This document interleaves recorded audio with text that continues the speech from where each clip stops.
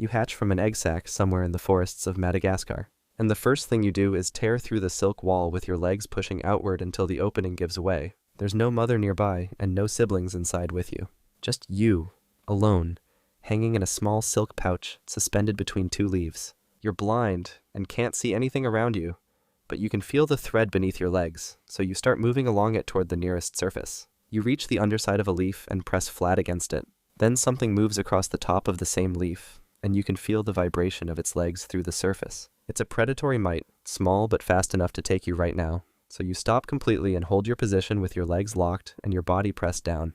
The mite crosses the leaf above you and keeps going without turning back. You wait a little longer, just to make sure it's gone, then you start moving again. You work your way along the underside of the leaf toward the stem, with your legs finding grip on every surface they touch. You haven't eaten yet, and you have no way of knowing what you're even looking for, but then one of your front legs brushes across something thin and almost invisible running along the leaf surface. It's a dragline, a single silk thread left behind by another spider that passed through here before you. Your leg follows it back and forth for a moment. Something in your body responds to it before anything else does, so you turn and start following the line, moving slowly along it with your front legs reading the surface ahead of you. You don't know where it leads, but something left it behind, and that's enough to keep you moving.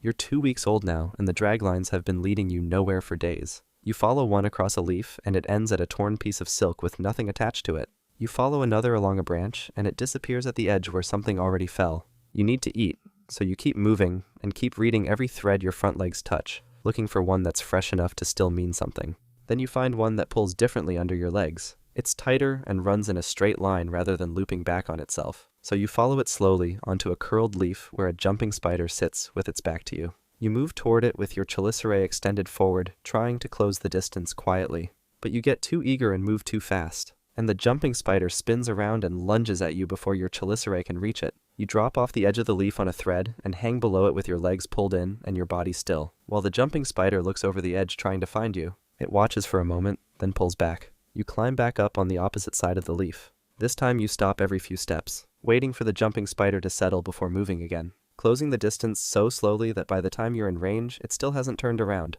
You extend your chelicerae to their full length, hook into the jumping spider from a distance it can't reach back across, and hold on while the venom travels down. The jumping spider kicks and twists, trying to pull free, but your grip holds, and after a short while the movement stops. That's your first kill. You feed slowly and finish everything worth taking. But the silk around this leaf is thicker than one spider could have made on its own, so something else has been through here recently. You're 6 weeks old now, and the extra silk around the leaf from last time has been pulling you forward all morning with your front legs reading every thread you cross, looking for one that leads somewhere worth going. Then one of them runs straight rather than looping, so you follow it off the leaf and along a branch until it brings you to the edge of something you've never walked into before. It's a web, a proper one stretched between two stems with threads running in every direction, and you're already partially on it before your legs tell you what it is. You go still immediately. The web belongs to an orb weaver sitting at the center of it with its legs spread wide across the threads, and it's many times bigger than you. Your chelicerae are built for spiders your own size or smaller, so taking this one on isn't possible,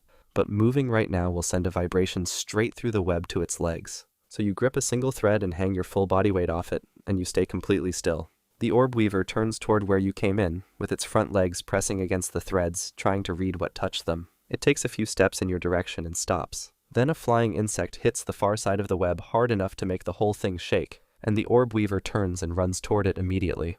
You use that moment to back off the web one leg at a time, keeping your weight spread across as many threads as possible so none of them pull tight, and when your last leg lifts free, you drop to a leaf below and stay flat against it.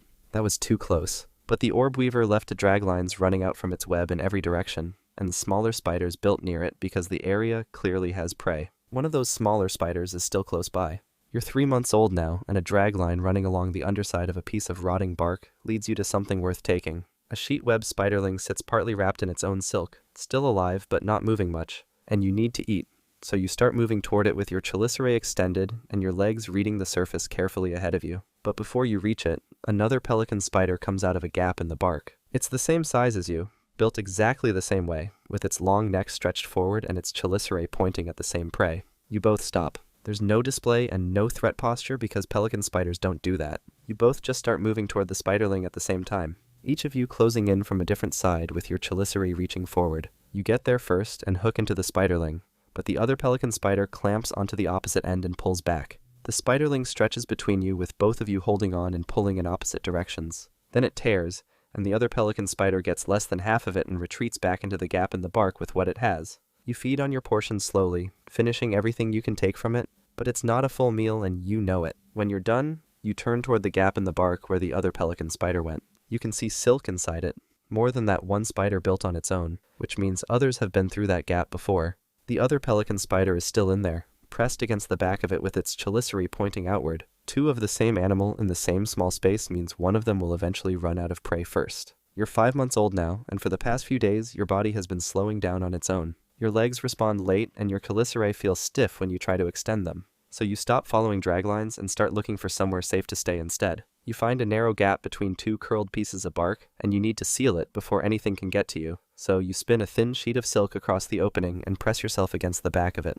Then your exoskeleton splits open along the back. You pull your legs free one at a time, working slowly through the old casing until your whole body comes out the other side. The old skin sits beside you like a hollow copy of everything you were, but something has changed. Your prosoma, the long neck-like structure that holds your chelicerae out in front of your body, is noticeably longer than it was before. Your chelicerae reach further. The gap between your body and the end of your jaws has grown, and that gap is the whole point of being a pelican spider. The further you can reach, the further you stay from anything that can bite back. You wait inside the sealed gap while your new exoskeleton hardens, and after a while you tear through the silk and come back out. The first dragline you touch with your front legs pulls you forward immediately, and you follow it along a branch and onto an open leaf where a money spider sits with its back to you. You extend your chelicerae to their full new length, and the distance is greater than anything you've worked with before. You hook into the money spider and hold on, and it can't reach you at all. It kicks and twists, trying to get close enough to bite back, but your reach keeps it too far away so it never gets the chance.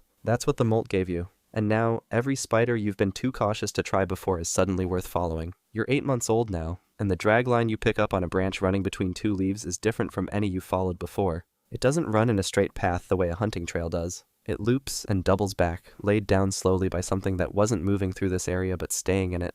And something in your body responds to it before you've made any decision to follow, so you follow it. It leads you along the underside of a broad leaf and onto a stem where a female pelican spider sits with her chelicerae pointing outward and her legs braced against the surface. She's bigger than you, and she doesn't move away. You tap the stem near her with one front leg to let her know you're there, then wait. She turns her chelicerae slightly toward the tap but holds her position. You tap again, a little closer this time, and she stays still. So you move toward her slowly with your legs, reading the surface between you, stopping whenever she shifts her weight and starting again when she settles. Mating in pelican spiders is fast, because it has to be. You are standing next to an animal built specifically to kill spiders, and you are a spider. You complete the process as quickly as you can and then back away along the stem with your legs moving fast, putting distance between you and her chelicerae before she decides the interaction is over. She doesn't follow. She turns away from you and moves back along the leaf with her legs carrying her in the opposite direction. You stop on a nearby branch and watch her go. She'll build an egg sac in the next few weeks, seal it to a thread somewhere in this part of the forest, and leave it.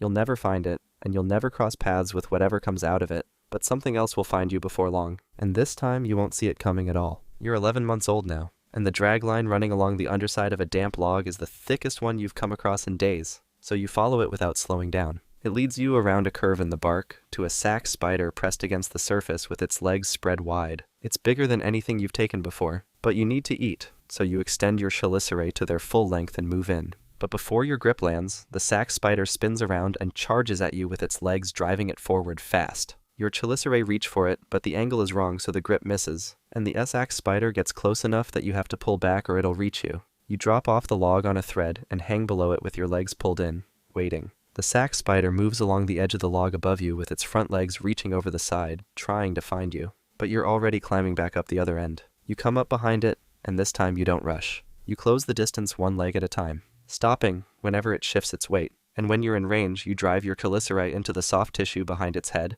and pull backward immediately, holding it at full arm's length. That's the whole technique. Get the grip, pull back, and keep the distance so it can't reach you. The sac spider kicks hard with all its legs, trying to twist its body around far enough to bite back. After a little over a minute of it fighting against your grip, the venom finishes the job and the kicking stops. You feed slowly and finish the whole thing. It's the biggest meal you've ever had. But the energy that fight took out of you was more than it looked like, and your body doesn't bounce back the way it used to. You're 14 months old now, and you're moving across an open stretch of bark with your front legs reading the surface ahead of you. following a dragline that's been pulling you forward for the last few minutes. Then something lands on the bark nearby, and it lands fast. It's a parasitoid wasp, small and low to the surface with its body angled toward you, and before you can pull back or drop off the edge, it drives its ovipositor into your abdomen in a single strike. The whole thing takes less than a second. Then it lifts off and flies away, and you're left standing on the bark with your legs still braced against the surface. The strike itself doesn't slow you down. You carry on along the dragline and find a small cellar spider tucked under a curled edge of bark nearby,